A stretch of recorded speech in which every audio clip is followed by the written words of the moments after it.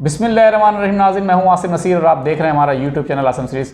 मेरे साथ मौजूद हैं अजीम रूहानी शख्सियत मिर्ज़ा हाजी हसन बेग साहब, जो कि ख्वाब देखते हैं और ख्वाब में उन्होंने देखा था 1988 में कि इमरान खान वज़ीर आज़म बनेंगे और वो चीज़ ताबीर पूरी हुई। इसके अलावा भी बाबा जी ने बहुत सारे ख्वाब देखे हैं। आज हम आए हैं बाबा जी के पास, मालूम करते हैं कि बाबा जी ने कौन सा नया ख्वाब देखा है। इसके अलावा बाबा जी का नंबर जो है हमारी स्क्रीन पर मौजूद है, अगर आपको रब्ता करना है तो हाजी साहब से आप रब्ता भी कर सकते हैं। इसके अलावा जिसने लेकिन सुबह 11 बजे से लेकर 3 बजे तक, सुबह 11 बजे से लेकर 3 बजे तक। इसके अलावा जिसने अभी तक हमारे चैनल को सब्सक्राइब नहीं किया तो बराए मेहरबानी हमारे चैनल को सब्सक्राइब भी करते हैं। अस्सलाम वालेकुम बाबा जी। वालेकुम अस्सलाम। बेटा क्या हाल है बेटा? ठीक हो बेटा? खैरियत? अल्लाह करम। आप बताएं कैसे हैं? हाँ शुक्र है उसकी जात का, लाख लाख शुक्र है बेटा। बाबा जी, एक तो ये बता दें कि हम आपके पास आए थे, काफ़ी टाइम हो गया।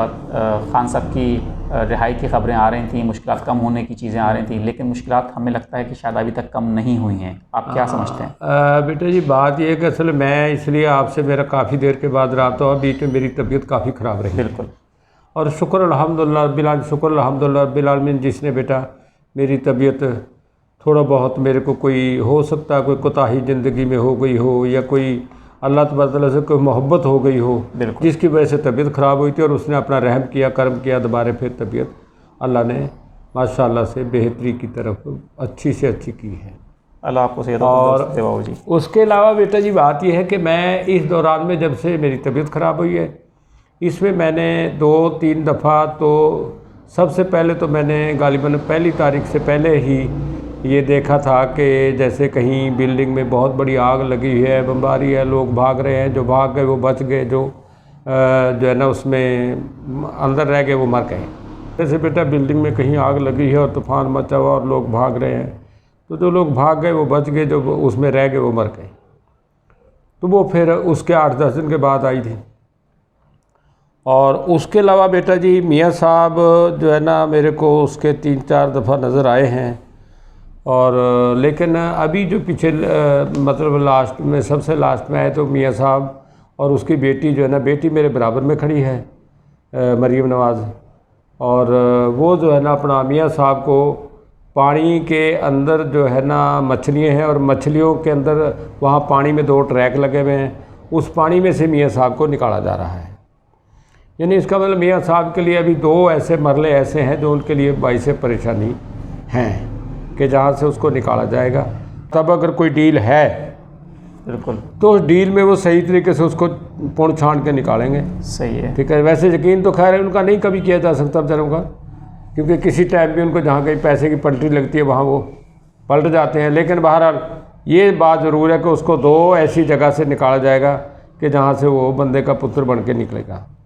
अल्लाह करे उसके बाद वो बंदे का पुत्र बन के निकले और इस मुल्क के लिए बाइस से बेहतर जो भी कोई हो। लेकिन वज़ीर आज़म मेरे हिसाब में उसी तरीके से जैसे जो आपको बताया था पहले, जो मैंने देखा हुआ इमरान खान को, वो ही बनेगा। ठीक है। अच्छा बाबा जी, आपने देखा कि नवाज़ शरीफ को आपने ख्वाब में देखा और मरियम आपके बराबर में खड़ी हैं, तो आप क्या समझते हैं कि नवाज़ शरीफ जो है वतन वापस आ गए हैं, पाकिस्तान के हालात बेहतर हो जाएंगे, मुश्किलात ख़त्म हो जाएंगी?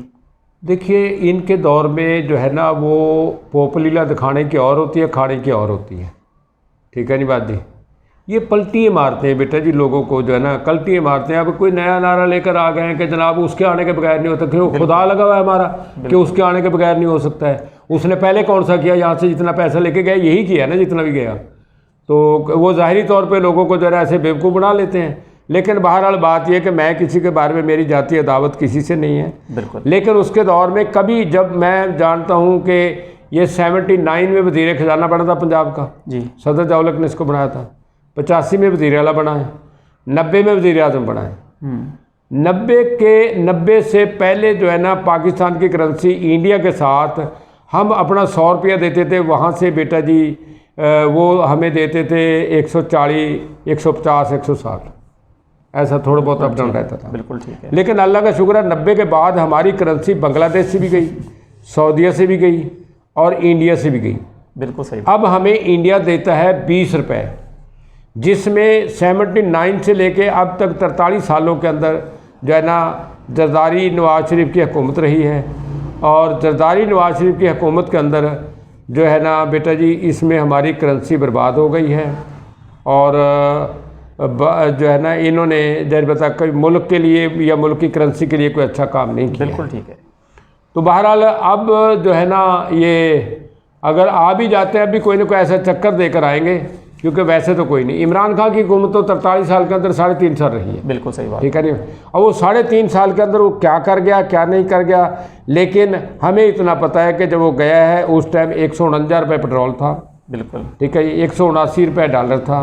बिल्कुल, मुर्गी का रेट कम था, मुर्गी का रेट 270 रुपये था, तो उसके बाद 850 रुपये बिकती रही है। बिल्कुल सही। डॉलर जो 179 रुपये था तो बेटा जी वो 350 रुपये तक बिका है। बिल्कुल सही बात है। और बेटा जी पेट्रोल जो है ना वो सब लोग जो है ना वो भी 350 रुपये 336 रुपये तक बिकता रहा है। बिल्कुल सही बात। तो ये सारी की सारी चीज़ें आपके सामने। चीनी बेटा जी उस टाइम 51-52 रुपये थी, तो बेटा जी अब 180 रुपये तक बिक रही है। बिल्कुल बाबा जी। बाकी भी सारी जितनी चीज़ें आपको पता महंगाई उसके आगे है। बिजली उससे कई गुना ज़्यादा बढ़ गई, बहुत महंगी हो गई। ठीक है नहीं, बहुत ज़्यादा महंगी हो गई है। ये चक्कर देके कि हमारे पास पैसा नहीं है और हम मुल्क को बचाने के लिए करें, मुल्क को बचाने के लिए नहीं, अपने खाने के लिए जो कुछ कर रहे करो। ठीक है नहीं, ये ना कहो कि हम मुल्क को बचाने के लिए, ये कहोगे हमने खाना है खाओ। बिल्कुल, तो वो आपने किसी के कहने से रुकना तो नहीं है। ठीक है, लेकिन ये चक्कर ना दिया करो। शहबाज शरीफ की एक बात से मैं बहुत खुश हूँ कि शहबाज शरीफ जाते हुए बहुत बड़ा सच बोल के गया कि मैंने 16 महीने के अंदर जितनी परेशानी काटी है ज़िंदगी में कभी इतनी परेशानी नहीं काटी है। तो ये उसने बड़ा सच बोला है, क्योंकि जाहिर बता वो बेचारा जितनी मुसीबत के अंदर ये वज़ीर आज़म के 16 महीने पूरे करके गया, वो उसको या वो जानता है या खुदा जानता है, या जो गरीब मरे हैं उसके अंदर वो जानते हैं। बिल्कुल सही बात है। लेकिन उन्होंने अपने 16 महीने में केसेस तकरीबन सारे ख़त्म करा लिए। हाँ, अपने केस ख़त्म कराए हैं, अपने बाहर जाने के लिए मतलब कि वो रास्ता NRO ख़त्म कर दिया है, रास्ते बना रही हैं। तो ये उसने किया है, इसको ये नहीं उसने कहा कि मैंने इसमें बहुत सारा अपना काम किया। बिल्कुल ठीक है। अच्छा बाबा जी, कहा ही जा रहा था कि खान साहब जो हैं अटक जेल में कैद थे, वहाँ पर A क्लास सहूलत उनको नहीं मिल रही थी। अब उनको अडियाला जेल शिफ्ट कर दिया गया, जहाँ पर A कैटेगरी भी मिल सकती है उनको, क्योंकि वो साबिक़ प्राइम मिनिस्टर हैं, लेकिन उनको A क्लास नहीं दी गई। सुना ये है कि मज़ीद मुश्किलात हैं, एक छोटे सेल में रखा गया है, चलने फिरने के लिए उनको जगह नहीं दी जाती।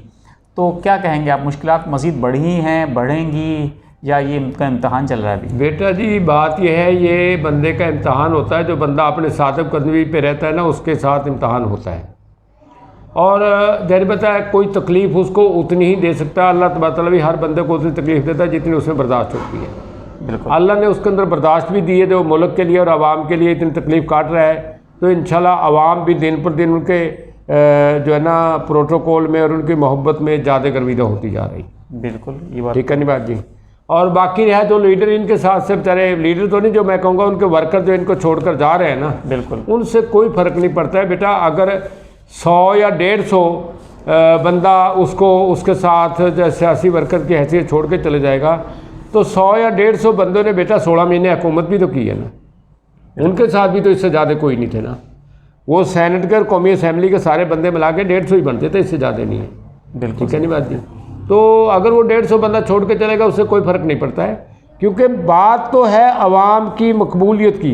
अवाम में मकबूलियत उसकी दिन पर दिन बढ़ती जा रही है, वो कम नहीं हो रही है। बिल्कुल सही बात है, बिल्कुल सही बात है।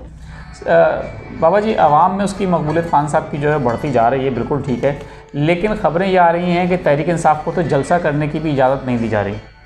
अभी नून लीग को मीनार पाकिस्तान पे जलसे की इजाज़त मिल गई है, लेकिन तहरीक इंसाफ को नहीं दी गई लिबर्टी चौक भाई। उसको तो इसलिए मिल गई है ना नून लीग को, तो क्यों, नून लीग तो बेचारा बाहर से आ रहा है, उसकी मकबूलियत नहीं है, इसलिए उसको इजाज़त दे दी है। लेकिन एक बात याद रखो कि अवाम उसके पास, क्योंकि हमने पहले से देखते आए आज तक, जब भी कोई बरसर इक़्तिदार पार्टी कहीं किसी की मतलब कि वो अपना जलसे करते हैं, उसमें ज़्यादा कारपोरेशन के मुलाजम और LDA के मुलाजम और ये पटवारी वगैरह बेचारे होते हैं, और हर पटवारी जो है ना अपने साथ 10-10, 20-20 बंदे लेकर आता है। बिल्कुल ठीक है नहीं बात जी।